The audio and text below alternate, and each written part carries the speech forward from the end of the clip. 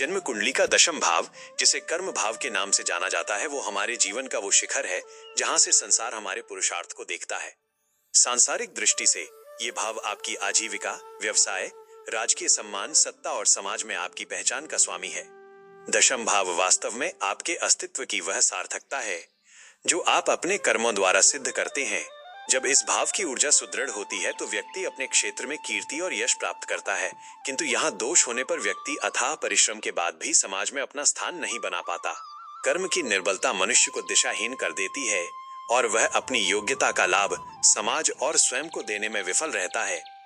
इस भाव का दूषित होना व्यक्ति के करियर में अस्थिरता लाता है और उसे पद प्रतिष्ठा से वंचित रखता है।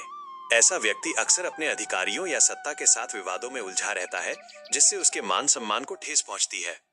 पिता के साथ वैचारिक दूरियां भी इस भाव की नकारात्मकता का एक बड़ा कारण बनती हैं।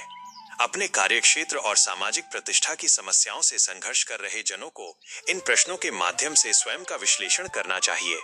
क्या आप अपने वर्तमान कार्य या व्यवसाय में स्थिरता और संतुष्टि का अनुभव करते हैं, या फिर आप निरंतर अपनी पहचान और आजीविका के लिए असुरक्षित महसूस कर रहे हैं?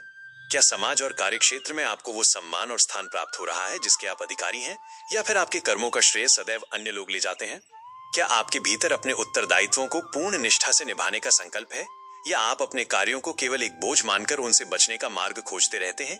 क्या आपके और आपके पिता अथवा उच्च अधिकारियों के मध्य सम्मान का संबंध है, या फिर आपका अहंकार आपके व्यावसायिक उत्थान में बाधा बन रहा है? क्या आप सफलता प्राप्त करने के लिए अनैतिक और अधार्मिक कर्मों का सहारा ले रहे हैं? और क्या आपने कभी विचार किया है कि ऐसे कर्मों से प्राप्त प्रतिष्ठा कितनी क्षणभंगुर है? मित्रों, दशम भाव का शोधन केवल ऊंचे पद प्राप्त करने से नहीं, बल्कि कर्म की शुचिता और कर्तव्य निष्ठा से होता है। जब आप अपने कर्म को ही अपनी पूजा बना लेते हैं और समाज के प्रति अपने ऋण को समझते हुए कार्य करते हैं, तो यह भाव जागृत होकर आपको वो यश प्रदान करता है जो काल की सीमा से परे होता है। कर्म ही वह दर्पण है जिसमें आपकी आत्मा का वास्तविक स्वरूप प्रतिबिंबित होता है। शुभकामनाएं और विदाई।